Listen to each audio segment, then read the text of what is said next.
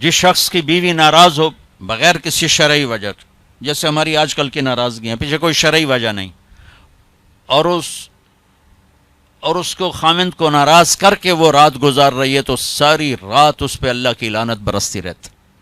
Balance کیا دونوں کی، ہاں مرد کو زیادہ ذمہ دار ٹھہرا، اس میں کوئی شک نہیں، کہ کسی کی بیٹی کو لے کے جانا کوئی چھوٹی ذمہ داری نہیں ہے، اور شریف زادیوں کی جہاں ڈولی اترتی وہیں سے ان کے جنازے اٹھتے ہیں، گھٹ گھٹ کے مر جانا ان کی سرشت میں ہوتا ہے۔ طلاق ہمارے یہاں ایک لعنت ہے کہ گزارا نہیں ہوتا تو بھی کر گزارا، نہیں ہوتا کر گزارا۔ ایسے موقعوں کے لیے تو اللہ نے جدائی کر رکھا۔ میں اپنے گاؤں میں تھا، ایک بچی رات کو دیہات، رات کو چھوٹا بچہ لے کر، وحشت زدہ، ارے کہاں سے آئی ہو؟ کہا جی میں فلاں جگہ، میں نام لیں، فلاں جگہ سے آئی ہوں۔ کیا کرنا ہے؟ کہا جی مجھے میرے خامند سے بچاؤ، مجھے طلاق لے دو۔ میں نے کہا بیٹی اپنے ماں باپ سے کیا، میرے پاس کیا کرنے آگی؟ کہا جی وہ کہتے ہیں تو نے طلاق لی تو ہم تمہیں قتل کر دیں گے، اور میرا خامند روزانہ مجھے مارتا ہے، آج تک کوئی دن ناغہ نہیں، روز مجھے مارتا ہے، اللہ کے واسطے میری جان بچاؤ۔ کہا بیٹی میں کیا کر سکتا، میرے پاس آنسوؤں کے سوا کچھ بھی نہیں، میں تیرے لیے دعا کر سکتا ہوں، رو سکتا ہوں، اور میں کچھ نہیں کر سکتا، میں تمہارے خاندانی معاملات میں کیسے دخل دوں؟ ہاں میرا کوئی رشتہ ناتا ہوتا تو پھر میں کوئی دخل دیتا، لیکن میں تمہیں جانتے نہیں تم کون ہو۔ البتہ میں نے اس نے کہا چلو میرے کسی بھائی سے بات کہا، میں نے اس کے بھائی سے تھوڑی سی بات کی، بھائی اپنی بہن کا خیال کرو، آگے میں نے کچھ نہیں کہا۔ یہ میرے معاشرے کے سلگتے ہوئے مسائل ہیں، یہ دکھتی ہوئی رگیں ہیں، یہ بھڑکتی ہوئی آگ ہے جس نے در و دیوار کو خس و خاشاک بنا دیا ہے کہ ہم زبان کا بولنا جانتے، کاروباری ڈیلنگ جانتے ہیں، بیوی سے کیسے بولنا ہے، بیٹے سے کیسے بولنا ہے۔ معذرت کے ساتھ آج کل کی اولاد بھی نافرمان ہے، لیکن نافرمان بنانے میں ماں باپ کا بھی بہت بڑا ہاتھ ہے، کہ وہ اولاد کو سمجھتے ہیں جیسے گائے بیل ہے، جدھر باندھ دو جدھر کر دو۔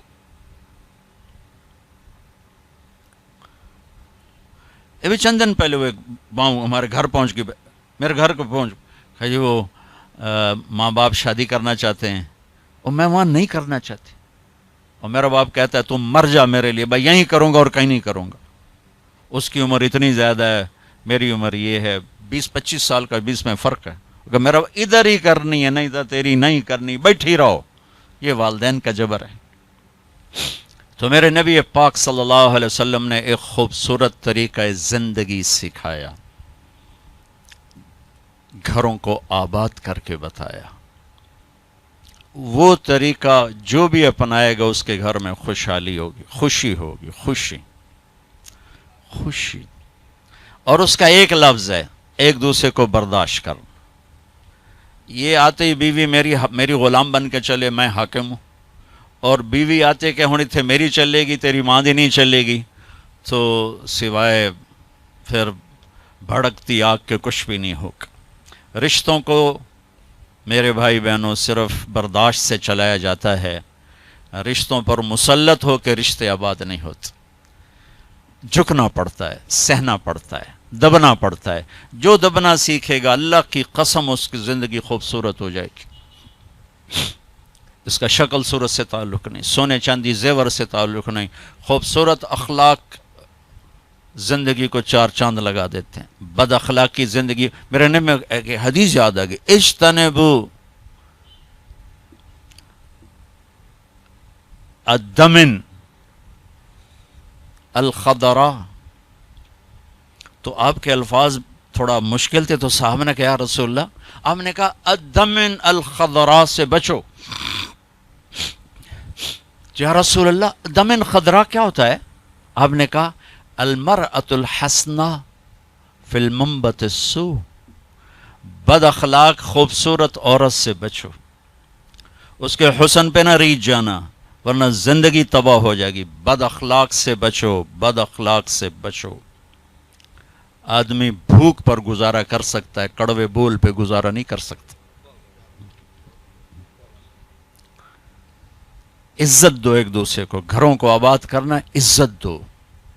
میرے نبی نے عزت دے کر دکھایا۔ عرب میں جب عورت ناپاکی کی حالت میں ہوتی تھی تو وہ اپنے خامند کے ساتھ نہیں سو سکتی تھی، الگ کر دیا جاتا تھا اسے. حضرت ام سلمہ رضی اللہ تعالیٰ عنہ، حضرت ام سلمہ رضی اللہ تعالیٰ عنہ، وہ رات کو اللہ کے نبی کے ساتھ ایک چارپائی پر سوئے ہوئے، تو انہیں محسوس ہوا کہ وہ ناپاکی کی حالت میں چلی گئیں. وہ چھپ کر کے اٹھ گئیں اور جا کر کپڑے تبدیل کر کے ایک طرف ہو. آپ کی آنکھ کھلی، دیکھا ام سلمہ نہیں، دیکھا تو ادھر. اللہ کے نفس تھی، لگتا ہے تجھے مینسز کا، جی ہاں، کہ ادھر میرے پاس ہی آ کے لیٹو. دوبارہ اپنے پاس آ کے ان کو لٹایا. یہ عزت ہے جو میرے نبی نے اپنے گھر والوں کو دی ہے. جہاد کا سفر تھا، جہاد کا، اور قافلہ چلنے لگا. حضرت عائشہ بیٹھ گئیں، ٹھیک، تو یوں دیکھا تو گلے میں ہار کوئی نہیں. تو انہیں کہا یا رسول اللہ میرا تو ہار گم ہو گیا. تو آپ کہتے تجھے ہار کی پڑی، ادھر جہاد کا سفر ہے، چل. آپ نے کہا چلو بھائی عائشہ کا ہار ڈھونڈو. سارے لشکر کو ہار ڈھونڈنے پہ لگا دیا. اور ڈھلتا سورج ٹھنڈا ہو گیا تھا جب سفر کی تیاری ہو رہی تھی، تو شام ہو گئی، ہار نہیں ملا. تو اب مغرب پڑی، عشاء پڑی، تو اندھیرا چھا گیا، سفر بھی نہیں ہو سکتا. صبح ہی سفر کرنا، فجر کا وقت داخل ہوا، پانی کوئی نہیں. پانی ان کا پانی آگے تھا جہاں وہ انہوں نے پہنچنا تھا. اب پانی کوئی نہیں، نماز کیسے پڑھیں گے؟ تیمم کی ابھی آیت کوئی نہیں آئی ہے. تو سارے لوگ ابو بکر کے پیچھے بڑھ گئے. تیری بیٹی کی وجہ سے نا آج یہ دن دیکھنا پڑ رہا ہے. اب بتا، پانی ہے نہیں تو نماز کیسے پڑھیں گے؟ اب ابو بکر کو بیٹی پہ غصہ چڑھا. وہ آئے سیدھے اللہ کے نبی کے خیمے میں. تو آگے اللہ کے نبی، اما عائشہ فرماتی میری گود میں سر رکھ کے سوئے ہوئے تھے اور وہ ایسے بیٹھے ہوئی تھیں. تو باپ تو ڈانٹ سکتا ہے، لیکن اب ڈانٹیں تو وہ سوئے ہوئے ہیں. تو اب وہ ایکسپریشن سے ڈانٹ رہے ہیں تیری وجہ سے. اور ان کے یوں پسلی میں نا آ کے انگلی ماری، زور سے، ایسے زور سے انگلی ماری. وہ کہتے میں ایسے ہو گئی تاکہ میں ہلوں نہیں کہ اللہ کے نبی کی آنکھ نہ کھولے. تو یہ کہ غصہ اتار کے باہر آ گئے، باہر وہ تانے پڑ رہے. اللہ کے نبی کی آنکھ کھلی، نماز کا، یا رسول اللہ پانی کوئی نہیں، نماز کیسے پڑھیں گے؟ اب اسی پریشانی میں تھے کہ جبریل آ گئے. فتیمموا صعیدا طیبا، چلو ہم مٹی سے وضو کی اجازت، تیمم کرو. کبھی کسی امت کو تیمم نہیں ملا، بھلا مٹی سے بھی آدمی پاک ہوتا، منہ تو مٹی مارو بندہ پاک ہوتا. آپ نے چلو منہ پہ ایسے کرو، ایسے چلو نماز پڑھو بھائی. تو پھر وہ جو پہلے سب ناراض ہوئے، ابو بکر سے کہنے لگے بھائی ابو بکر، آج تیرے گھر کی طفیل کتنی بڑی رحمت ہمیں مل گئی، کتنی بڑی برکتیں ہمیں مل گئیں. تو تیمم کی آیت اتری اس موقع پر جب حضرت عائشہ کا ہار گم ہوا. آپ نے سب کو اس کے ڈھونڈنے پہ لگا دی. تو فجر کی نماز ہوئی، تھوڑا سویرا ہوا. تو پھر حضرت عائشہ کہنے لگی یا رسول اللہ چلو ہار تو ملتا نہیں، چلیں. پھر آپ نے کہا چلو بھائی کوچ کرو. جب اونٹنے کو اٹھایا تو ہار پھسل کے نیچے گیا پڑا تھا، تو پھر ہار بھی مل گیا. یہ دلداری ہے میرے نبی کی اپنے گھر کے لیے. میرے بھائی بہنوں، کسی کی بیٹی کو لے جانا بہت بڑی ذمہ داری ہوتی ہے. اور میں یہ دکھ سے کہتا ہوں کہ میرا سسرالی معاشرہ بڑا ظالم ہے، بہت ظالم. کوئی لاکھوں میں ایک گھر ایسا ملتا ہے جس کو لے جاتے ہیں اس کو عزت دیتے ہیں، ورنہ تانے کے سوا کچھ نہیں ہوتا. نہ ساس کے پاس، نہ سسر کے پاس، نہ خامند کے پاس، نہ خامند کی بہنوں کے پاس. سر اس کے عیب ہی دیکھے جاتے ہیں. خوبیاں دیکھنے والا گھر کوئی کوئی ہوتا ہے. ایک حدیث یاد آئی، آپ نے مدینے والوں کی تعریف کرتے ہوئے فرمایا کہ یہ جو میرے مدینے کے صحابہ ہیں نا، انصار، یہ اتنے عالی لوگ ہیں کہ ان کے گھر میں کسی کی بچی آ جائے اسے یوں لگتا ہے جیسے میں اپنے ہی گھر میں آ گئی. یا اپنے انصار کی تعریف فرماتے ہوئے فرمایا کہ یہ میرے مدینے والے ساتھی ایسے ہیں، ان کے گھر میں کسی کی بچی کی ڈولی اترے اسے یوں لگتا ہے میں اپنے ہی گھر میں ہوں. تو سسرال والوں سے کہتا ہوں، جس کی بیٹی لے جاؤ اسے اپنا گھر بنا کے دے دو، اسے اپنا گھر محسوس کرے، اپنا گھر اسے بنائے. ورنہ جانے والی بیٹی کا اللہ نے حق رکھا ہے، شریعت نے حق رکھا ہے کہ اگر وہ تمہاری طرح مالدار ہیں تو انہیں الگ گھر میں اتارو تاکہ کوئی ان کی زندگی میں داخل نہ ہو سکے، وہ اپنی زندگی گزاریں. ان میں جو جھگڑا ہوگا تھوڑا ہوگا، لیکن ادو سس بولی، ادو سورا، ادو نو بولی، ادو او بولے، ادو او بولیا، وہ تو نیری کھچڑی پک جانتی، مطلب مناوے کہنوں تے رساوے کہنوں. تو شریعت نے حق رکھا ہے کہ اس کو الگ گھر میں اتارو. اس کی ہمت نہیں تو اس کو کرائے کا گھر لے کر دو. وہ کہے کہ مجھے الگ کر دو, مجھے کرائے کا گھر لے کر دو, تو وہ نافرمان نہیں, اسے گھر لے کر دو. اگر اس کی گنجائش نہیں تو گھر میں ایک پورشن اس کے لیے لے کر رکھو. ایک پورشن کی گنجائش نہیں تو ایک کمرہ, ایک ٹوائلٹ, ایک کچن اس لڑکی کا حق. جو کچن اس کے ذاتی استعمال میں ہو, ٹوائلٹ اس کے ذاتی استعمال میں ہو, کمرہ اس کے ذاتی استعمال میں ہو, یہ 3 چیزیں اس کا لازمی حق ہیں. اگر یہ بھی نہیں کر سکتا تو وہ تسبیح پڑھے تھے, روزے رکھے تھے, اللہ اللہ کرے کسی دی بیٹی نو ضرور دھکے دیونے تے ذلیل کرنا. ایدوں ہی دھکے تے ایدوں ہی دھکے, پھر چپ کر کے شادی نہ کرے, بس بہ کے اللہ اللہ کرے. یہ اللہ نے جانے والی کا حق رکھا ہے. ہماری معاشرت ہندو معاشرت ہے جس میں جوائنٹ فیملی سسٹم چلتا ہے. یہ بہت اچھا تھا, بہت اچھا تھا, ایک دوسرے کی مدد ہوتی تھی. ابھی ایک مصیبت بن گیا ہے کہ ایک دوسرے میں دخل دینا ایک فرض بن گیا. ایک دوسرے کی زندگی کو تلخ کرنا یہ فرض بن گیا. کس میں جھگڑا نہیں ہوتا, بڑوں کا کام ہوتا ہے سلجھانا, ہم اسے الجھانے میں لگ جاتے. میرے نبی اپنی بیٹی کے گھر آئے, حضرت عائشہ, وہ آگے پریشان, حضرت فاطمہ وہ آگے پریشان بیٹھیں. آپ نے کہا کیا ہوا؟ کہا میرا اور علی کا جھگڑا ہو گیا. ایسی پاکیزہ جوڑی کہ جنت میں نور کی چمک اٹھے گی. لوگ پوچھیں گے جنت یہ نور کہاں سے ہے؟ تو فرشتے کہیں گے اوپر کی جنت میں علی و فاطمہ مسکرائے ہیں, ان کے دانتوں کے نور سے نکلے نور نے جنت کو روشن کر دیا ہے. یہ اتنا بڑا جوڑا ہے. لیکن دنیا ہے. آپ نے کہا علی کدھر کا؟ یہ باہر نکل گئے. آپ ان کے پیچھے گئے, دیکھا تو مسجد میں سوئے تھے. ان کو کہا ابو تراب اٹھو, یہ ٹائٹل یہاں دیا, ابو تراب اٹھو. ان کو لے کر آئے, گھر تشریف لائے, زمین پر لیٹ گئے. علی کو دائیں طرف لٹایا اور فاطمہ کو بائیں طرف لٹایا. علی کا ہاتھ پکڑ کے اپنے پیٹ پر رکھا, ادھر سے فاطمہ کا ہاتھ پکڑ کے علی کے ہاتھ پر رکھا, اور بیٹی کے ہاتھ کے اوپر اپنا ہاتھ رکھا. اب یہ علی کا ہاتھ, یہ فاطمہ کا ہاتھ, یہ میرے نبی کا ہاتھ علیہم الصلوات و تسلیمات. ٹھیک. اور فرمایا بولو بھائی ہماری صلح ہو. پوچھا نہیں کی لڑائی ہو, اے جڑے پوچھنے والے ہو لڑا کے آ جان, تو کیا کیا ابھی, تو کیا کیا, وہ ڈھیر لڑ لڑ کے ویلے ہوئے بیٹھے. تو میرے نبی نے پوچھا نہیں ہاں بھائی تو کیا کہتے اور تو کیا کہتی. میرے نبی نے یہ کیا اور کہا علی فاطمہ کہو ہماری صلح ہو گئی.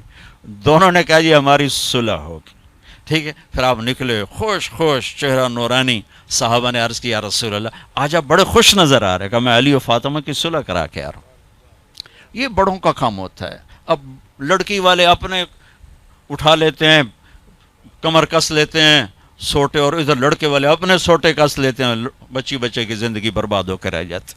جوڑنے کی بجائے دونوں طرف توڑ چکے. نہ قرآن کا پتہ ہے نہ سیرت کا. دیکھو میں ہاتھ جوڑتا ہوں, قرآن پڑھو, اپنے نبی کی زندگی پڑھو, تاکہ ہمیں اور آپ کو پتہ تو چلے کہ زندگی کیسے کیسے ہیں, زندگی گزارنی کیسی.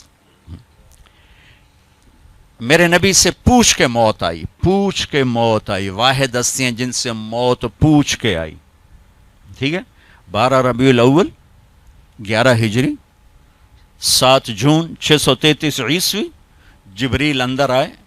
یا رسول اللہ باہر ملک الموت کھڑا ہے, اندر آنے کی اجازت چاہتا ہے. یہ وہ دربار جہاں موت پوچھ کے آئی. تو آپ نے کہا آ جائے. ملک الموت اندر آیا, کہا السلام علیکم یا رسول اللہ.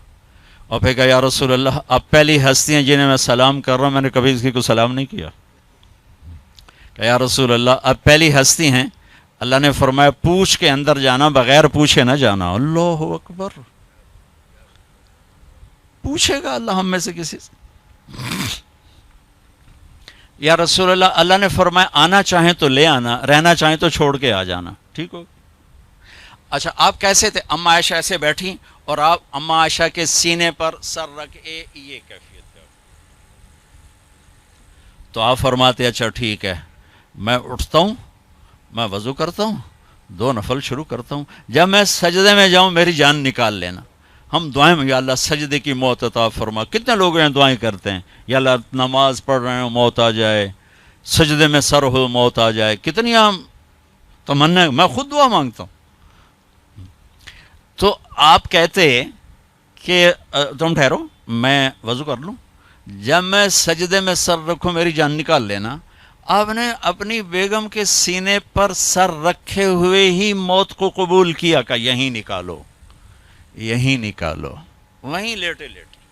اس لیے میری ماں حضرت عائشہ فرماتی تھی میرے نبی میرے سینے اور ٹھوڑی کے درمیان اللہ کے پاس حاضر ہوئے، مات فی سحری و نحری۔